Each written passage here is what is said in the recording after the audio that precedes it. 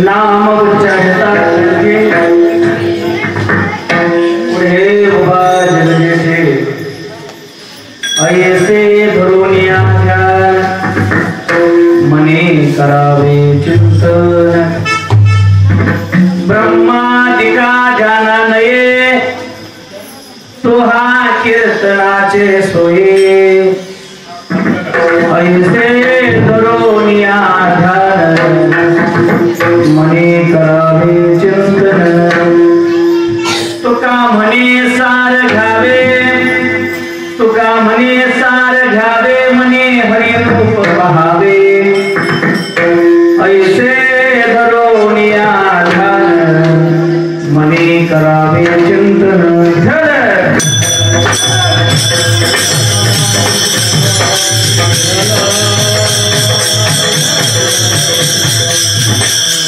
नमो सद्गुरु तुझ्या ज्ञानदीपा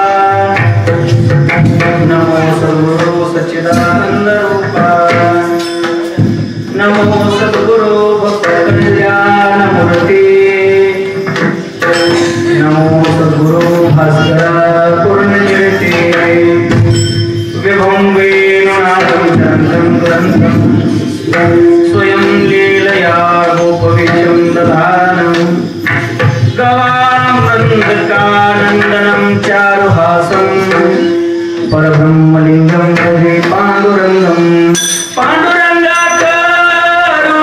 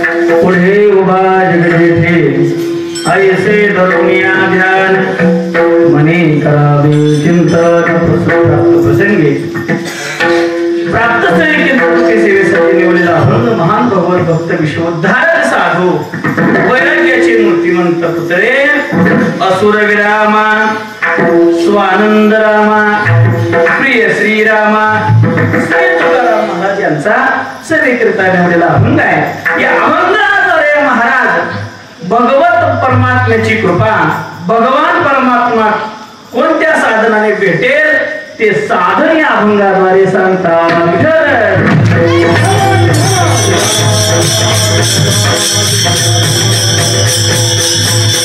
सेवेला प्रारंभ करण्यापूर्वी परिचय द्यायचा होता. स्वानंद सुखनिवासी वैकुंठवासी भजन विष्णू भक्त परायण भगवान भाऊ यडशीकर यांच्या पुण्यस्मरणानिमित्त चालत असलेला अखंड नाम सप्ताह आणि त्या सप्ताहातील दुसऱ्या दिवसाची सेवा अण्णांच्या कुशल मार्गदर्शनाने चालत असलेला अखंड नाम सप्ताह यावेळेस या पुण्यतिथीचं स्वरूप जरा वेगळं आहे. इतक्या दिवस आपण भगवान भाऊंची पुण्यतिथी साजरी केली आणि गावामध्ये केली आहे, पण आता आपण साजरी करतोय ते भक्ती धामामध्ये करतोय.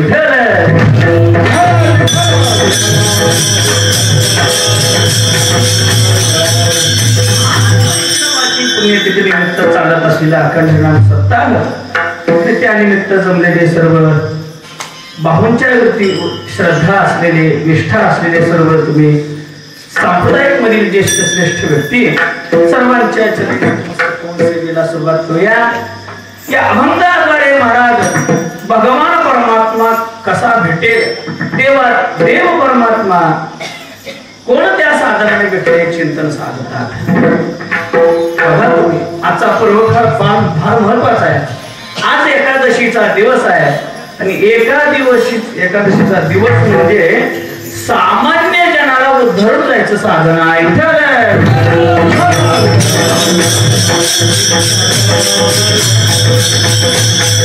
पहा तुम्ही संसाराचं चिंतन करू गेलो तर संसार हा फरक काय. संसार हा आसार आहे, पण आसार अशा संसारामध्ये धरून जायचे सामान आणि त्यामध्ये एकादशी आहे. असारे दुर्ग संसारे षटपदी मुक्तिदायिनी विष्णू एकादशी गीता तुळशी विप्र धीरभा.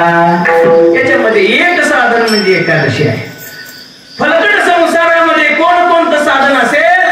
असारे दुर्ग संसारे षटपदी म्हणजे 6 षटपदी मुक्तिदायिनी विष्णूचं नामस्मरण करणं हे एक साधन आहे. विष्णू एकादशी करणं एकादशी धरणं हे एक साधन आहे.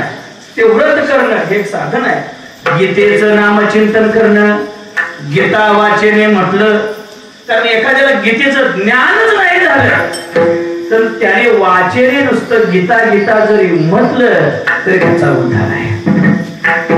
एका गीता तुळशी म्हणजे तुळशीचं झाड तुळशीचं रोप तुळशीचं महत्व आसार अशा संसारामध्ये आहे. काय कारण आहे. आपण ज्या भगवान परमात्म्याची भक्ती करतो त्या भगवान परमात्म्याला सगळ्यात जास्त प्रिय वस्तू कोणती असेल तर ती तुळस आहे. म्हणून तर त्याच्या गळ्यामध्ये गुलाबाचे नाहीत कुठल्या शोचे हार नाहीत कसल्याही प्रकारचे फुलाचे हार नाहीत, पण त्याच्या गळ्यामध्ये कशाचे हार आहेत. कशाचे.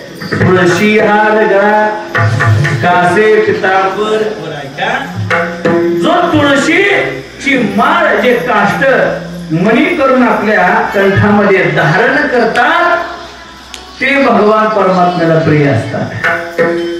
जे कोणी नवे भगवान परमात्म्याची जे भक्ती करतात त्यांच्या गळ्यामध्ये काय आहे. तुळशीची माळ आहे.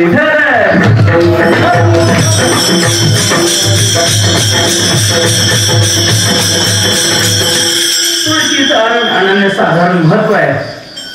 ते रोप जरी लावलं तुळशीचं एका पानाचं महत्व आहे असे अनेक चिंतन, तो आज चिंतनाचा विषय नाही. पण एकादशी धरणं हा एक उद्धाराचं साधन आहे. एकादशी गीता तुळशी विप्र म्हणजे ब्राह्मणांची सेवा करणं हे उद्धाराचं साधन आहे. देणवा म्हणजे गायीची सेवा करणे. मला सांगायचं काय, एकादशीचा पर्व काय आणि त्यानिमित्त उद्धाराचं साधन आहे एकादशीचं आणि त्या निमित्ताची सेवा आहे. या अभंगाद्वारे महाराज भगवत चिंतनासाठी नामचिंतन घेतल्यानंतर देव कसा पुढे टाकतो हे सांगतात.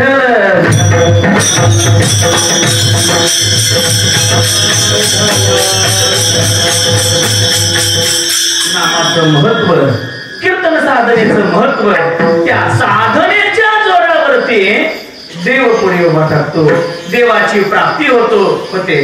पण माझा प्रश्न असा आहे, अनेक जण महाराज म्हणतात देव असा आहे, देव कसा आहे, देवाची प्राप्ती करावी लागेल, देवासाठी साधना करावी लागेल. पण मला सांगा, देवाची आपल्याला गरज आहे का? आज देव मानायला माणसं तयार नाहीत, मग देवाची गरज आहे का? विठ्ठल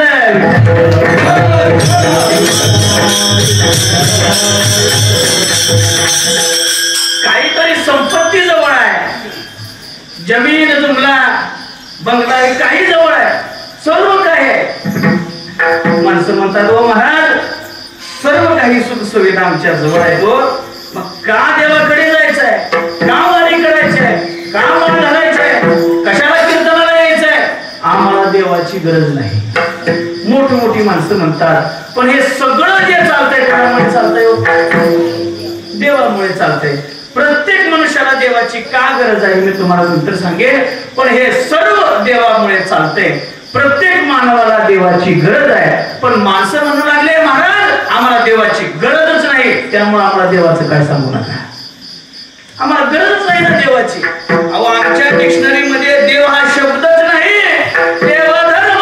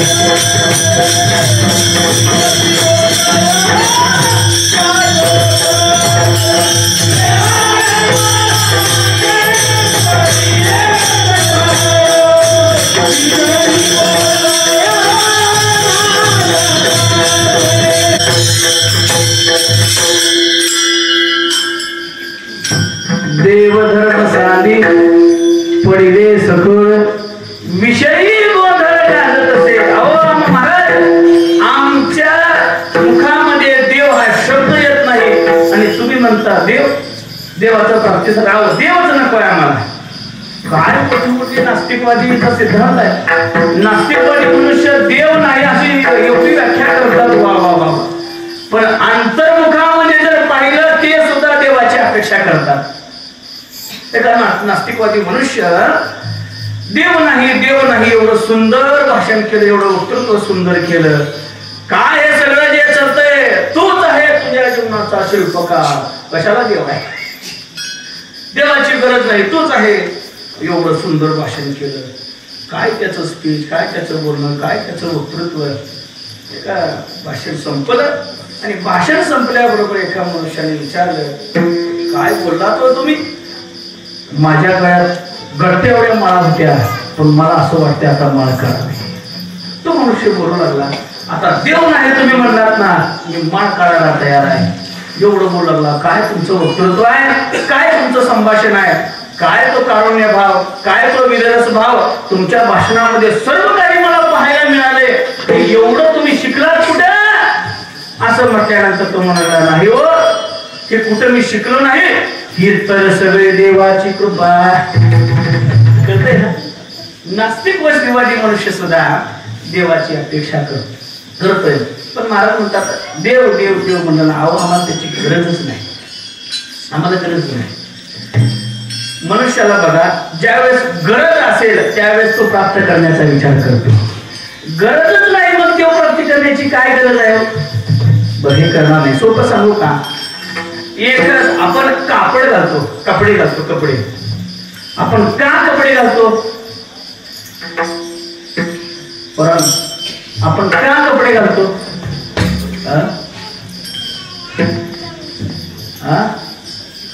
बोला, बताओ.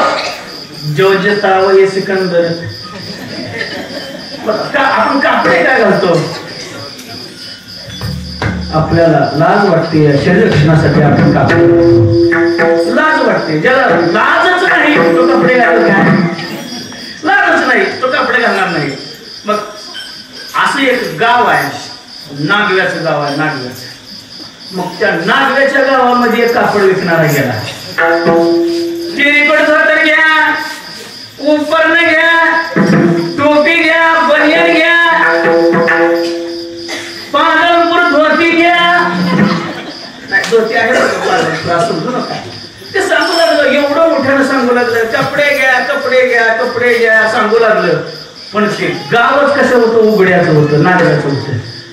मग ते सगळ्यांनी ओरडा लागल्यावर कोणी कापड घेऊ का?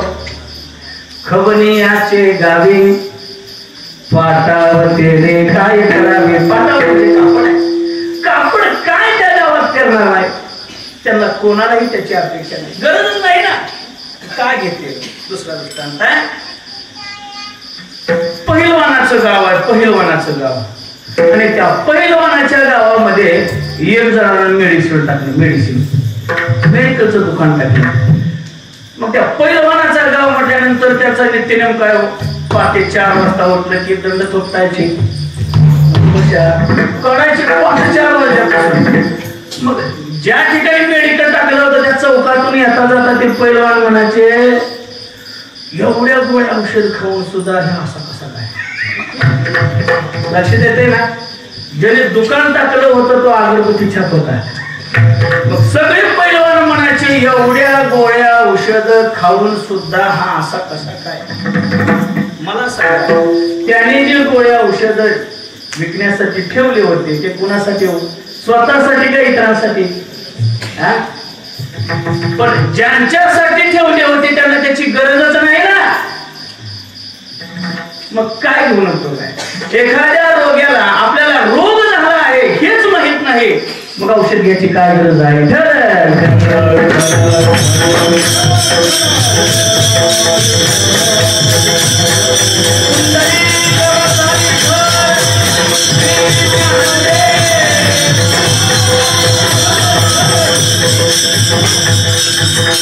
तसं मानवी जीवनाला एक रोग झालेला आहे. रोग ज्ञानावर आहे, त्याला म्हणतात नुसता रोग नाही, क्षयरोग आहे. क्षयरोग. आत्मयाची जीवबुद्धी लागते क्षयाची व्याधी. त्या जीवबुद्धी रूपी मनुष्याला बुद्धी रूपामध्ये त्याला बुद्धीचा भेद झाला आणि बुद्धी भेदामुळे मनुष्य आत्मस्वरूप विसरला आणि आत्मस्वरूपाचा विसर झाल्यामुळे त्याला बुद्धिभेद झाला. आपलं सांगू का? आपलं स्वरूप मुळात काय? देवत्वाचं आहे. आपलं स्वरूप देवत्वाचं आहे, पण आपलं आत्मस्वरूप आपण विसरलो. मग संत महात्म्याला आपल्या बुद्धिभेदाचं खंडन करावं लागलं. म्हणून संत महात्मे आपल्याला सांगतात, आपण कोण आहात? मी वासुदेव तत्वता कळू येईल विचारता, आहे ठाऊक सभागिया संता, नाही तुझा एक मागता का सुपात्री सर्व भाव, मित्रो सर्व वासुदेव आहे, मी देव आहे.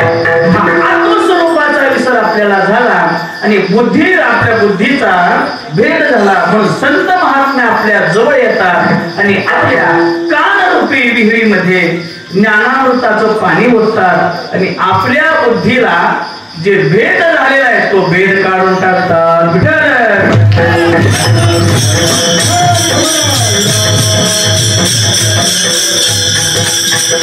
बुद्धिभेदाचं खंडन करतो आहे का? संत महात्मे कसं बुद्धिभेदाचं खंडन करतात? एक मनुष्य आळणीहून येडशीच्या बाजाराला गेला आणि येडशीच्या बाजाराला गेल्यानंतर त्याने भला मोठा तिथं बाजारामध्ये हर एक प्रकारचा माल विकायला असतो. मग त्या बाजारामध्ये एक भला मोठा आरसा विकण्यासाठी होता. आरसा विकायसाठी होता म्हणल्यावर तो मनुष्य जो बाजाराला गेला त्याने आतापर्यंत कधी आरसा बघितला? जिथं आरसा ठेवला होता तिने त्या दुकानासमोर गेला आणि गेल्याबरोबर आरशात बघितल्याबरोबर त्याला त्याच प्रतिबिंब दिसलं. मग आपली परंपरा काय आहे? ओळख असू द्या नाहीतर नसू द्या, काय म्हणायची प्रथा आहे? राम राम राम राम म्हणा की एवढं सांगायला तरी त्यावर खाली द्यायचं नाही म्हणजे अवघड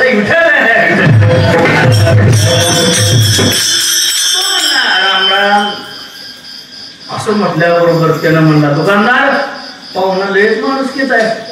राम राम म्हटल्याबरोबर राम राम घातलं म्हणला, वा नेऊ का म्हणला आमच्या घरला, चहा पाण्याला नेऊ का म्हणला, केळं देतो, साबुदाणा देतो, सप्ताह चालू आहे, काय त्याला घेऊन जातो म्हटलं. दुकानदार म्हणला घेऊन जावा. एवढं मोठं तरी कोण घेणार? मग कितीला? अवघा 50 रुपयाला. जावा मला घेऊन जावा. अवघा 50 रुपयाला. कारण त्याला एक खपवाचंच होतं की हो, कसा तरी माल खपवाचा. गाठ्याचा अभंग ज्ञानेश्वरीमध्ये आणि ज्ञानेश्वरीच्या वगैरे एका महाभारतात म्हणला पंचदशी मध्ये सुंदर प्रमाण आले म्हटलं. पंचदशी मध्ये प्रमाणाचा श्लोक आहे. असू द्या. त्याने सुद्धा विचार केला, घेऊन जावा म्हटला. त्याने आरसा घरी आणला आणि घरी आणल्याबरोबर एका खोलीमध्ये ठेवला. खोलीमध्ये ठेवल्याबरोबर बाहेर जायचा, आत यायचा, बाहेर जायचा, आत यायचा, त्याच्याकडे पाहायचा. पाहुणा गेला की नाही, पाहुणा बसला की नाही, व्यवस्थित आहे का नाही बघायचं. फिरून फिरून यायचा, परत त्या आरशात बघायचा, राम राम म्हणायचा.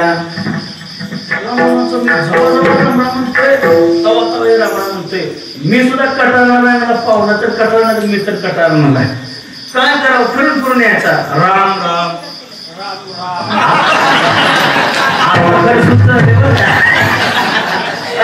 राम राम घातला. मग काही कामाने होता तो बाहेर गेला. आणि बाहेर गेल्याबरोबर तिला वाटू लागली, कधीच नाही या खोलीमध्ये येणार माझं गिराईक, काय मालक, कधी नाही या खोलीमध्ये न येणार माझे मालक, आज सारखं सारखं या खोलीत काय येते ते बघावं तरी काय आणलंय. म्हणून तिनं त्या खोलीत जायला गेली. प्रकार असा, तिनंही कधी आरसा बघितला. मग तिनं आरशात बघितल्याबरोबर मी राहतच नसते, आताच माहेरला जात असते. एवढ्या दिवस संसार केला, काय माझ्याकडून चूक झाली, बरंच तिनं लांबी कशाला सगळं सांगितलं. राहतच नसते, चढ परत सासूबाईचं मन गेले, काय झालं ग म्हणले, सारखं राहत नसते इतक्या दिवस आताच बरं काय झालं बघा म्हणे, एखादा पराक्रम सारखं खोलीमध्ये बघा, मी असताना दुसऱ्या कोण आणली हो? तिला कोण वाटत होत? कोण वाटत होत? असं वाटत होत. मग ती म्हातारी टाकी टेकी कुठे गेली? त्या आरशाजवळ. प्रकार असा, तिने हे कधी आरसा बघितला? तिनं गेले आणि आरशाच्या पुढे गेले आणि आरशाच्या पुढे गेल्याबरोबर तिनं तिच्या भाषेत शिरक्या त्या सुनाला बोलू लागली, अरे कळत नाही म्हणजे कसा माझा लेख धार्मिक आहे, अगं आई बापाला सांभाळत नाही ते, पण एखाद्या म्हाताऱ्या बाईला त्यानं आणलं विचार कर, कळत नाही म्हणजे तुला. ती म्हणायची नाही बाईच आणले. तिनं काय म्हणायची? म्हातारे आणले. एवढ्या दुधीच्या भांडण्यामध्ये म्हातार झालं जात. शेवट आहे बरं का, मी पुढे म्हातारा शेवटच आहे. पण म्हाताऱ्याने सुद्धा कधी आरसा बघितला? म्हातारा कसं तरी त्या खोलीत गेलं आणि आरशात बघितलं. आरशात बघितल्या त्याला आनंद झाला, काय माझा मुलगा धार्मिक आहे, मलाही सांभाळतोय पण एखाद्या वडील धाड्याला सुद्धा सांभाळतोय, किती पुण्यवान आहे माझा मुलगा. असं म्हटल्याबरोबर म्हातारी म्हणली, जसं वय झालं तसं दिसायला कमी आहे का म्हणले. मला म्हातारी दिसली आहे, तुम्ही म्हातारा म्हणता, आणि तिला तर एकाच कार्यक्रम, तिला कोण दिसली हो तुम्ही तिघाची झाली ओढावर सारखी म्हातारी आहे. कोणाला कोण दिसत होतो, म्हातारीला, बाईला, म्हाताऱ्याला कशाला काय वेगवेगळं असं दिसत होतं. एवढ्यामध्ये ज्याने आरसा आणला होता, पाहुणा घरी आणला होता, तो आला आणि आल्याबरोबर तिला म्हणता ह्यांची वडाताण चाललाय, ह्यांच्या भांडणामध्ये पाहुणा घर सोडून जाऊ नये म्हणून ती पहिल्यांदा त्या खोलीत गेला. तर गेल्यात बरोबर ह्यांची वडाताण चालू होती. काय करा या चौघांनी पाहुणा कसं काय प्रत्येक जण आरशात बघायचे नाही, असा कसा आहे. चौघांनी आरसा धरला आणि ओढू लागले. काय करू लागले, ओढू लागले. प्रत्येक 4 टोकाला 4 जण ओढू लागले आणि त्या ओढण्यामध्ये आरसा पडला खाली. आणि आरसा खाली पडल्यावर काय झालं, आरसा पडला ना. मला सांगा, तो आरसा होता पण प्रत्येकाला आपापलं प्रतिबिंब वेगवेगळ्या प्रकारे दिसत होतं. तसं संत महात्म्य आपल्याला झालेला बुद्धिभेदाचा आरसा, आपला बुद्धिभेद संत महात्म्य आपला मावळून टाकतात.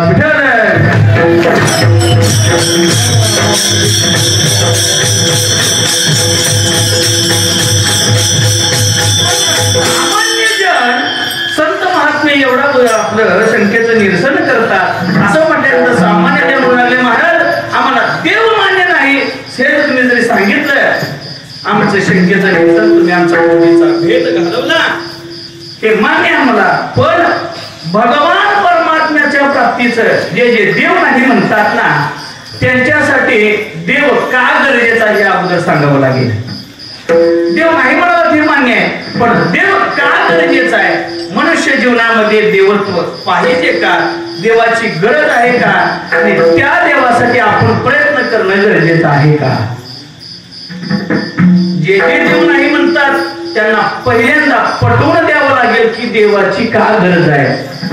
ज्या अर्थी तो देव नाही म्हणतोय पण तुला काहीतरी अपेक्षा आहे, त्या अर्थी तू काय करतोय, देवाची अपेक्षा करतोय. सामान्य व्यवहारामध्ये प्रत्येक मनुष्य सुखासाठी करतोय, प्रयत्न करतोय.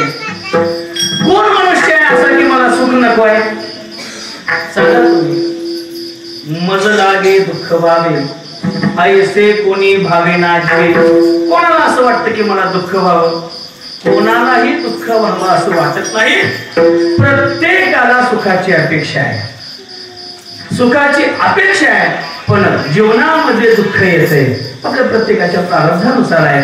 ज्ञानोबराय म्हणतात, रोग काय रोगिया, दारिद्र्या बडे दरिद्रिया, परिभोग विजय बळिया दृष्ट जेणे. प्रत्येकाच्या प्रारब्धानुसार ते भेटणार आहे. पण एखादा मनुष्य देव नाही म्हणतोय पण सुखाची अपेक्षा करतोय, म्हणजे देवाची अपेक्षा आहे. कारण सुख आणि भगवान परमात्मा या गोष्टी वेगळ्या आहेत का. सुख रूपाई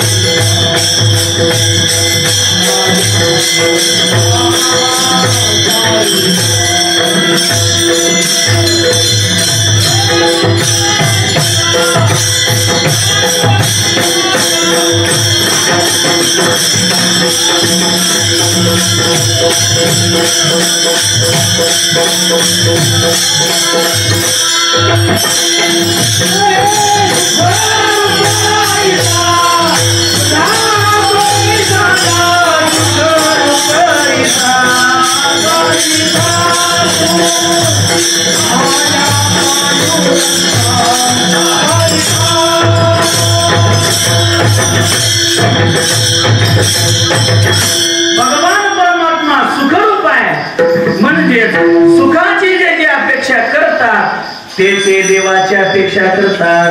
महाराज दृष्टांत देतात. एखाद्या मनुष्याला 3 विसा म्हटलं काय किंवा 60 रुपये म्हटलं काय, जसं एक आहे दृष्टांत सांगून वेळ घेत नाही, जाणकार मुलीला माहित आहे. 3 विसा आणि 60 रुपये जसे एक आहेत तसे देवत्व आणि सुखत्व या गोष्टी काही भिन्न नाहीत. म्हणजे भगवान परमात्मा सुखरूप आहे. सुखरूप ऐसा दुजा कोणी सांगा, माझ्या पांडुरंगा सारिका तो. माझ्या पांडुरंगासारखा कोणीही सुखरूप नाही. सुखाची अपेक्षा म्हणजेच देवाची अपेक्षा. पण देव कोणता? माझ्या पांडुरंगासारिका तो. इतरत्र देव दुःखरूप आहे. अनेक प्रमाण तुम्हाला माहित आहेत. आपले इच्छे आणि कापिडी काय ते देईल बराडी, क्रोधी आणि तयाची जोडी अल्परोकडी बुद्ध्या धीरा. दासीचा पाहुणी लौकिते कणी जेईला फुल्या हाते, करुणा भाषण उचिते हे तो रीते सतत शक्तीन. माझा पांडुरंग सुखरूप आहे, इतरांना स्वतःही सुखरूप आहे आणि भक्तजनाला सुद्धा सुख देतोय. बघा अनेक संत महात्म्याची प्रमाण आहेत. नुसतं सुखरूप नाही तर सर्व सुखाची रास आहे. रास सर्व सुखाचे आगर बाप सर्व सुखाचे आगर सोनार, सर्व सुखाचे आगर जरी म्हणे शारंगधर, सर्व सुखाचे आगर तोहा उभा विटेवर, सर्व सुखाचे आगर पुढे नाही पाठांतर, आता नाही पाठांतर. बरोबर आहे. एवढा सुखरूप आहे हो. सुख सागर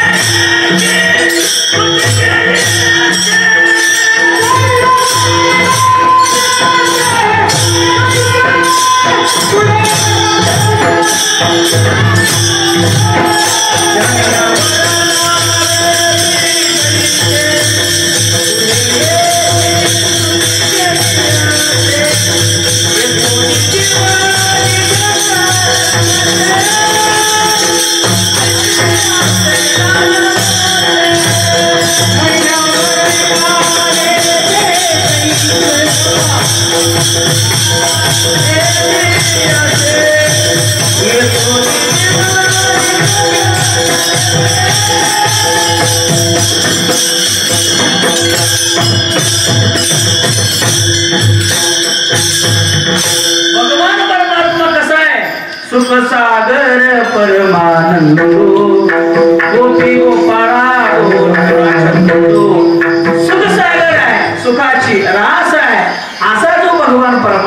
सुखरूप म्हणजे भगवान परमात्मा भक्तांना सुद्धा सुख देणार आहे. देवत्वाची अपेक्षा आहे म्हणून सुखाची सुद्धा अपेक्षा आहे. आणि सुख आणि देवत्व या गोष्टी भिन्न नाहीत म्हणून जो जो सुखाची अपेक्षा करतो देव मग असा जो देव आहे कोणत्या साधनाने मला म्हणतात कोणत्या साधनाने लवकर प्राप्त होईल. नाम उच्चारिता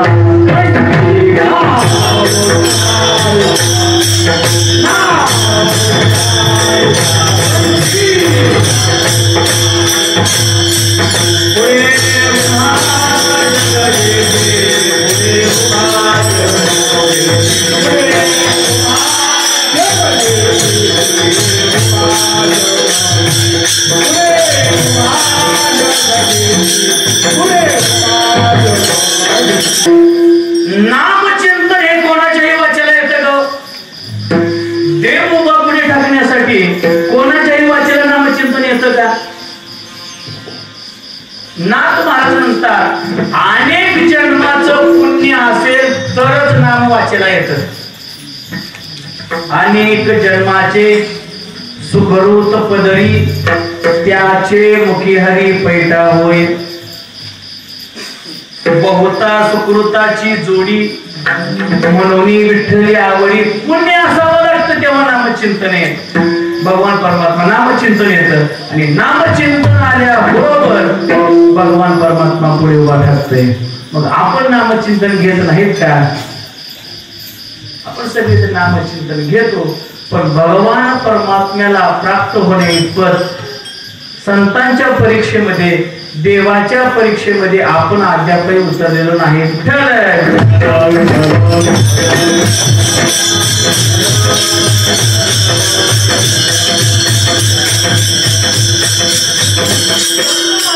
कसं नामचिंतन घ्यायला सांगितले त्या पद्धतीने आपण नामचिंतन घ्यावं लागेल. संत महात्मे जे जे साधना आपल्याला सांगितले आहे त्या साधनेने जर आपण गेलो ना नक्कीच त्या नामचिंतनाने आपला उद्धार होतो. काही जण म्हणाले महाराज एवढं ठामपणाने नामचिंतनाने उद्धार होतो का? अहो नामचिंतनाने काय होत आहे सांगा. काय हे केले एका चिंतिता भेटे सर्व साधनाचे सार भवसिंधू उतरे पार. नामचिंतनाने तरतात भवसिंधूपेक्षा सर्वात सार आहे काय? सगळ्यात सार नामचिंतन आहे. तरतात का लोक?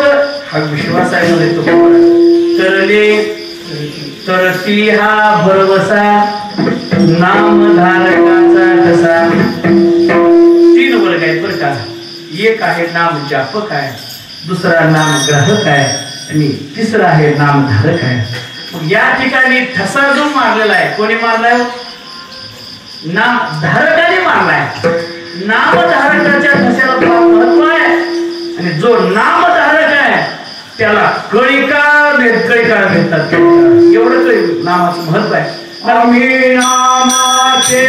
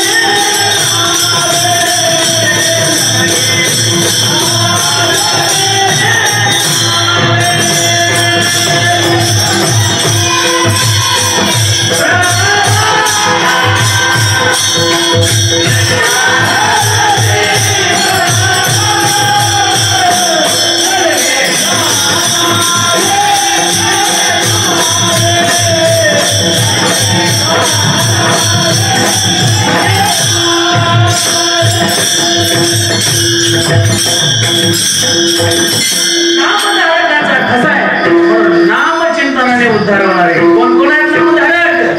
ज्ञानदेव वैष्णव मोठा, विठ्ठल नामे मुक्त पेठा. हे नामधारक आहे. ज्ञानोबर आहे, शोक संकादिक, निवृत्तीनाथ सोपानदेव, हे सगळे नामधारक आहेत. आणि या सगळ्यांचा ठसा म्हणजे उद्धरून जाणार म्हणजे जाणार. अनेकांचा उद्धार झाला. नाम प्रल्हाद उच्चारी तया सोडवे नरहारे, नामे तरला वाल्या कोळी. अनेकाची प्रमाणात नामाने वाल्या कोळी तरला, प्रल्हाद तरला, अजामिळ तरला. नवे नवे जो जो नामचिंतन घेणार तो काय होणार आहे? तरणार आहे. पण नामचिंतन कसं घ्यावं?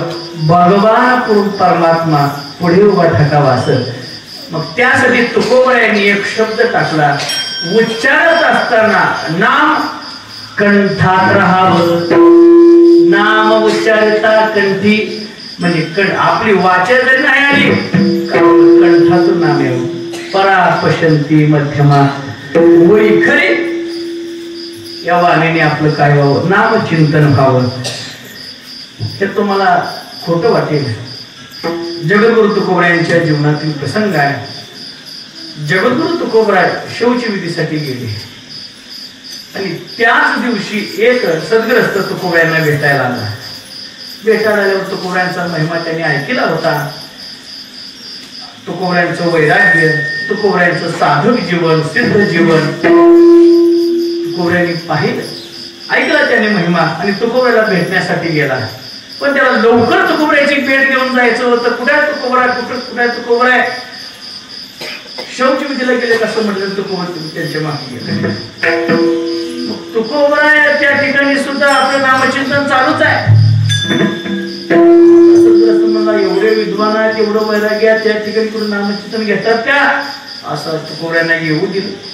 घरी आले आणि घरी आल्याबरोबर तुकोबराला जाब विचारलं, हो करते का नाही ठिकाणी कीर्तन करता, सगळं नामचिंतन, तुमचं वैराग्य काय? शिवाजी महाराजांचं तुमचं वैराग्य गायलंय आणि तुम्ही नामचिंतन कुठे घ्यावं तुम्हाला कळतं का नाही? तुकोबरा म्हणले, मी घेत नाही. माझी मज झाली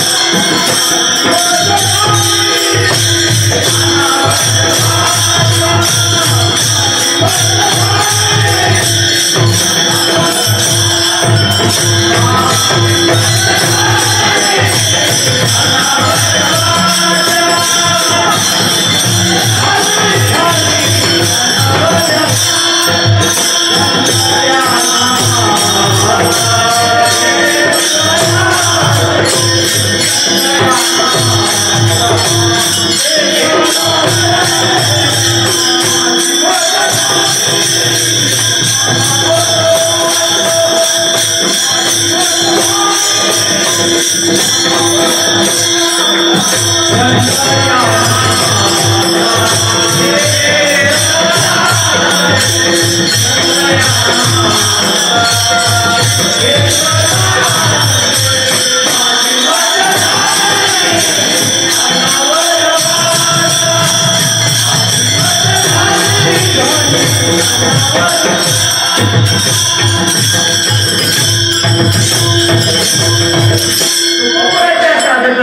मी नाही माझी मद झाली अनावर वाचा छंद या नामाचा घेतला. हो काय बोलता तू गवळ तुमचं नामचंद्र एवढी वाढवून झाली काय नामामध्ये बघू म्हणले. त्या साधकाने तुकोबऱ्याची जीभ हातात धरली आणि जीभ हातात धरल्यावर सुद्धा तुकोबऱ्याच्या मुखातून नामचिंतन बाहेर येऊ लागले. ते नामचिंतन म्हणजे कंठामध्ये राहणं. म्हणून तर काल्याच्या प्रसंगामध्ये अभंग आहे.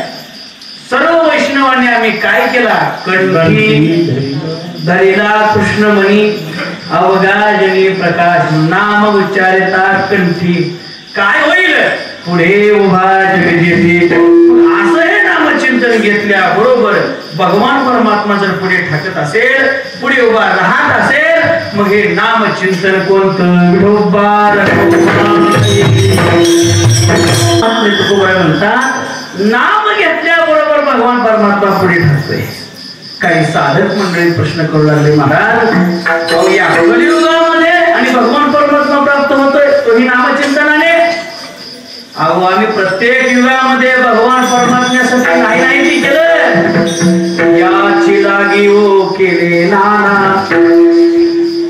याद आम्ही साधना केली जन्म जन्मांतरी केली हे सूचना भगवान परमात्म्याच्या प्राप्ती करता आम्ही काय केलं नाही हो. पण हे सोपं साधन तुम्ही सांगता आम्हाला तरी वाटत नाही महाराज. बघा प्रत्येक युगामध्ये देवप्राप्तीची साधनं वेगवेगळी आहेत. देवप्राप्तीची साधनं वेगवेगळी आहेत.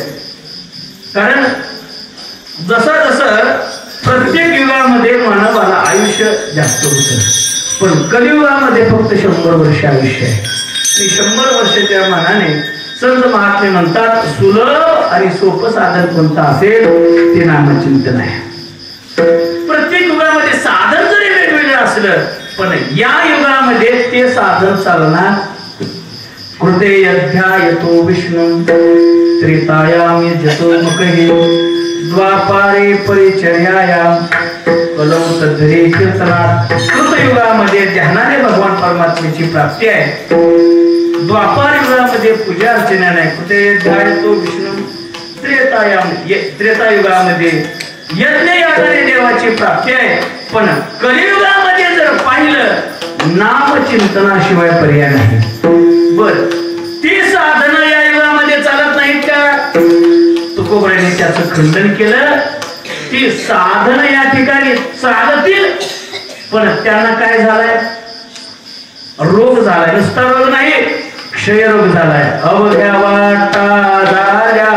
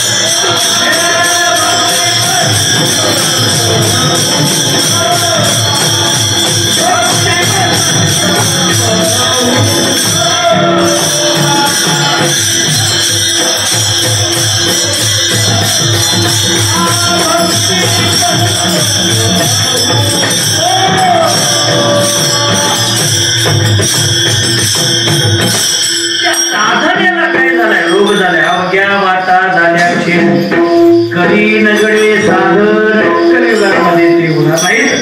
नाथ महाराज तर म्हणतात हे साधन व्यर्थ आहेत, व्यर्थ साधन या ठिकाणी करायचे नाही. स्वतः ज्ञानोबरा योगी असताना सुद्धा योगाचा मार्ग दुःखरूप आहे हे सांगतात. योगाची वाटा तया दुःखाची वाटा भागाला. योग्यांचं जीवन फार अवघड असतं बरं का. काय योग्यांचं जीवन? मन स्थिर करावं लागतं, समाधी लावावी लागते. ते आपल्याला जमतंय का? जमत नाही. मनाची नक्की न लगे जेत बुद्धीची दृष्टी न लगे इंद्रिया किरजोगी काय होईल. पण योग्यांचं जीवन कसं असतं? एखाद्याला तहान लागली तर पाणी पिल्यासारखे समजतात, भूक लागली तरी जेवल्यासारखे समजतात. कसं आपल्याला जमतंय का? भूक लागल्या अगोदर जेवायला पाहिजे. तहाने तहानची प्यावी, भुकेल्या भुकाची खावी, अहोरात्र व्हावी हे योग्यांचं जीवन आहे. तसं आपल्याला शक्य आहे काय पाहिजे? ज्ञानोबराय सांगतात योग हा ज्ञानोबराय म्हणतात अष्टांग योगे नशीरया यमने मनिरोधन कीजेरया. अष्टांग योगाकडे तुम्ही जाऊ नका. सुलभ साधन कोणतं असेल तर नामचिंतन आहे. पण नामचिंतन घेणारे सगळेच आहेत का? म्हणून तर ज्ञानोबरायांना खेदाने म्हणावं लागलं ज्ञानदेव माने नाम हे तुझा.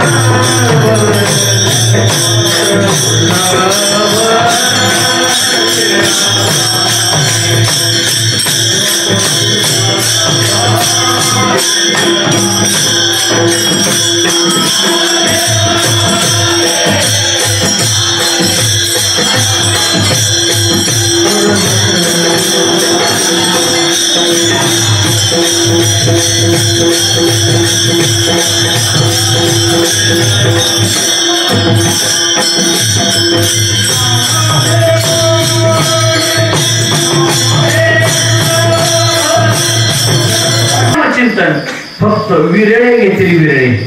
बाकीचे काय करतात? व्यर्थ साधना काही करू लागतात. पण ज्ञानोबराय म्हणतात फक्त नाम नामचिंतन हे साधन आहे. नामचिंतनाशिवाय इतर साधना दुर्लभ आहेत. विष्णू विन जप व्यर्थ त्याचे ज्ञान. आणखी सांगू का, नामचिंतन हे सर्व साधनापेक्षा मोठा आहे. गगनाहुनी वाढ. बर, कोणत्या साधनापेक्षा? नाथ महाराज तर म्हणतात हे का तुम्ही करता?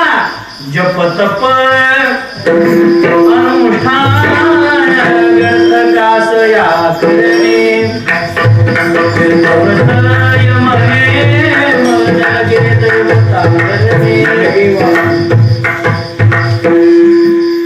असल मुद्रा ज्ञान ध्यान न लगे वाराणसी मरणे. केशव माधव अच्युत वदता होय पात करणे. हे साधना करू नका, अनुष्ठान जपतप व्यर्थ हे काही करू नका. बर, या सगळ्याचं खंडन करण्याकरता निळोबरायांनी एक सुंदर प्रमाण दिले. बाकी साधना करू नका, कारण मी स्वतःचा अनुभव आहे. निळोबराय म्हणतात नाना साधनाच्या केल्या खटपटा परी नपवती याची साधन भोगली हो, सगळे केले पण मला मार्ग गावले नाहीत. मी कोणत्या साधना केल्या? यज्ञ याग भोग स्वर्गात येती. मी यज्ञ करू लागलो तर स्वर्गाचे भोग आडवे येतात. मी तप करू लागलो तर काम क्रोध खवळतात. ज्ञान मिळू लागलो तर अभिमान वाढवतो आणि तीर्थाटन करू गेलो तर अहंकाराची प्राप्ती होते. मग हे सर्व साधना न करता मी काय केलं? संत एकांती बैसले सर्व ही सिद्धांत शोधिले. मी काय केलं? सारांश काढिले निवडवले ते एक श्रीहरीचे नाम आणि ते नामचिंतन आणि घेतल्याबरोबर परिणाम काय?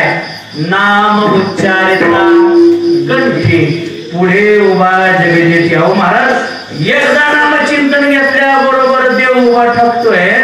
अहो आम्ही किलोचं आमचं पाव किल्यावर आलं. बाळपणापासून ते आम्ही म्हातारपणापर्यंत नामचिंतन घेत आलो. आणि तुम्ही म्हणता एकदा नामचिंतन घेतल्याबरोबर देव वाटत कसं शक्य आहे? अनेक उदाहरण पहा. नाम स्मरे अजामीळ. किती वेळा नामचिंतन घेतले होते? किती वेळा नामचिंतन घेतलं? फक्त एकदा घेतलं, त्याचा उद्धार झाला. पण आपण नामचिंतन घेत असताना नामचिंतनाची काही पथ्य नाम विठोबाचे आणि वाचे नसेवे. नामचिंतन घेत असताना काय? नाम घेतल्याबरोबर देव उभा टाकतो हे जरी मान्य असलं तरी आपण नामचिंतन घेताना भगवान परमात्म्याला अडवण्या इतपत आपण घेतो का? नामचिंतन घेतल्याबरोबर भगवान परमात्मा पुढे उभा टाकतो.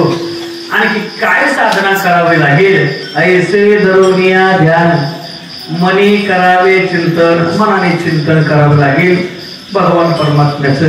पण मनाने चिंतन होत का? मनाने चिंतन होत नाही. रात्री महाराजांनी सांगितलं चंचल 10 वस्तूंमध्ये काय? मन प्रथम आहे. तुकोबऱ्यांना म्हणावं लागलं परतिया सविधावे सेराट वाटी अडवाट जरी धरकूट. मनाला मनाची नखी न लगे.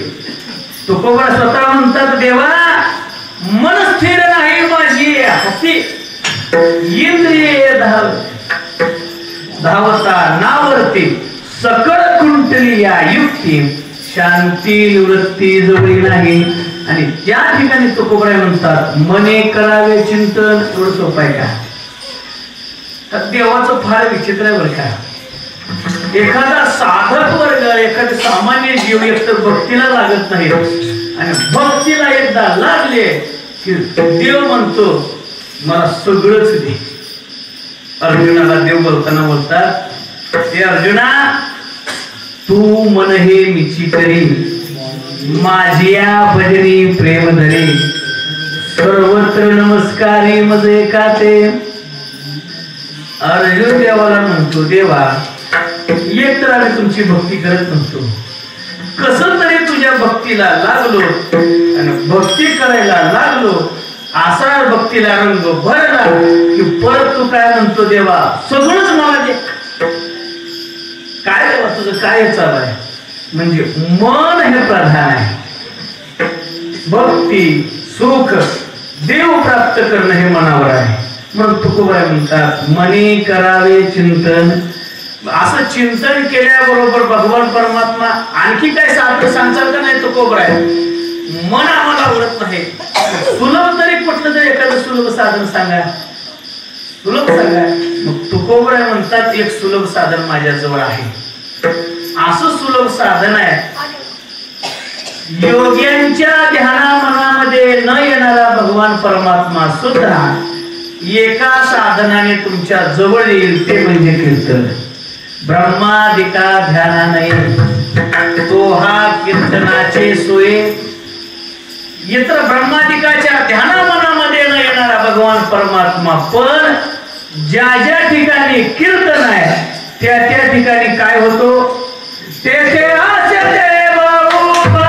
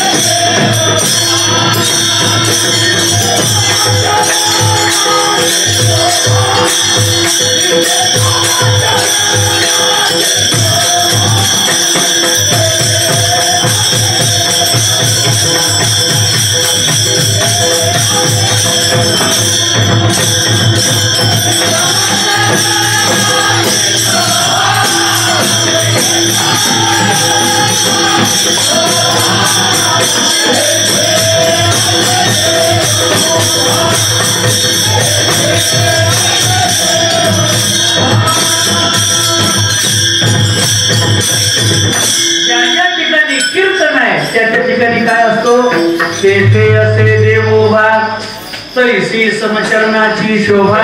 हे प्रमाण कोणाचं आहे जनाबाईचं आहे. म्हणजे जनाबाईने इतर साधनेला काय केलं खंडन केलं आणि कीर्तनाचं महिमा सगळ्यात मोठेपणा गायला. सगळ्यात मोठं कीर्तन आहे सगळ्यात सुलभ साधने कीर्तन आहे. ऐसा कीर्तन महिमा सर्वा माझी वरिष्ठ सर्वा माझी वरिष्ठ. जडमूड भाविका सोपी केली पायवाट सोपी केली पायवाट. हे प्रमाण कोणाचं आहे हे प्रमाण कोणाचं आहे जनाबाईचं आहे. म्हणजे कीर्तन महिमा सगळ्यापेक्षा श्रेष्ठ आहे हे जनाबाईने सांगावं. हा जनाबाईचा अधिकार होता. ज्ञानदेव ज्ञानाची मूर्ती आहे नामदेव नामाची मूर्ती आहे. हे सर्व सिद्धांत जनाबाईने शोधलं आणि जनाबाई म्हणतात जडमूड भाविका सोपी केली पायवाट म्हणजे कीर्तन. म्हणून तुकोबाई म्हणतात ब्रह्मादिका ध्याना नये तो हा कीर्तनाचे सोय. हे सगळं करत असताना साराचा विचार करा. तुका मने सार घ्यावे मनामध्ये हरिरूप पाहावे. मने हरिरूप पाहावे इतरत्र कोणतंच रूप पाहू नका. काय करावं हरिरूप पाहावं. कारण त्या हरिरूपामध्ये सामान्य जीवाचं काय सुख प्रधानता आहे. सुख त्याला प्राप्त होतं.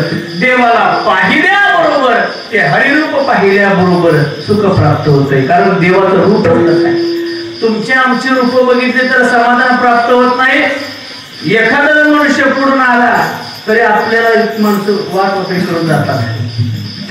आपल्या सुखामध्ये बरं जास्तीत जास्त सगळ्यात जास्त देवाच्या रूपात थोडा आपल्याला कोणाचं रूप पाहिल्यावर जास्त बरं वाटतं.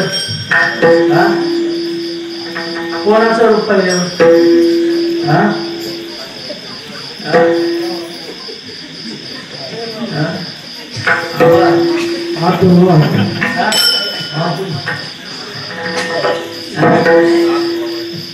हा प्रश्न माझ्यावर पण येतो बरं काय. कोणाचं रूप पाहिल्याबरोबर आपल्या आपल्या गृहमंत्र्याचं रूप पाहिल्याबरोबर प्रत्येकाला समाधान वाटतंय. पण हे रूप पाहिल्यावर किती दिवस समाधान वाटतंय एवढं सांगणार मी सेवा समर्पित करणार आहे. आबा हे रूप पाहिल्यावर किती दिवस समाधान काय क्षणभर आहे. बरोबर आहे. हे आम्हाला कळालं नाही. मग हे केव्हा कळालं आम्हाला.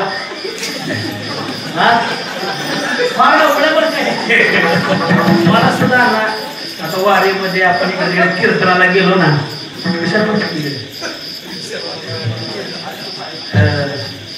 बरेचसे काय भांडणं माझ्याकडे येते काही जमाजमीचे माझ्याकडे येते सगळं म्हणजे मग मी सगळ्यात पारंगत आहे बरं का. मग याचा अर्थ माझ्याकडे परत येऊ नका मी झालं. मग सगळ्यात जास्त बरं का घराने कोणाचे असतात म्हातारी माणसं असतात. काय सांगायचं महाराज माझं तिचं कसलं जमत नाही. माझं तिचं कसलं जमत नाही. मग मला लगेच असा प्रश्न पडतो आयुष्य कडवं आलं जमलंय पण म्हातारपणामध्येच का भांडणं होती ती मला हे कळणं बरं का.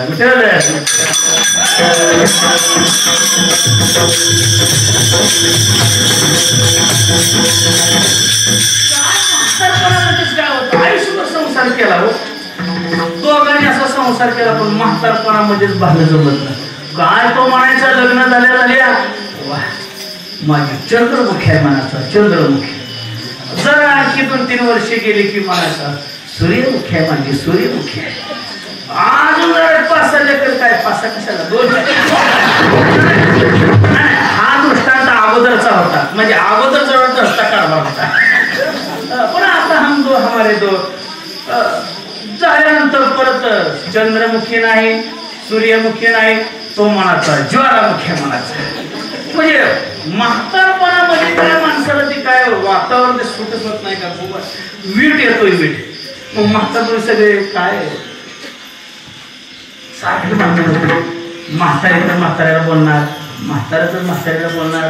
म्हातारी म्हणते काय करावं नासी रे घर तुमकोनी बाई म्हणे खरं तरी बरे नाशी रे घर तुमकोनी का मर नाही म्हातारा बाई म्हणते. कारण म्हातारपणामध्ये बीट आलेला असतो बरं का. याचा नवीन नवीन पप्पांच्या माझं बीट येत होता निशाणा चुकीच्या ठिकाणी लागलं बरं ह्याला विचारतो तुम्ही तसेच का. पण नवीन नवीन जरा वेगळंच वातावरण असते बरं का.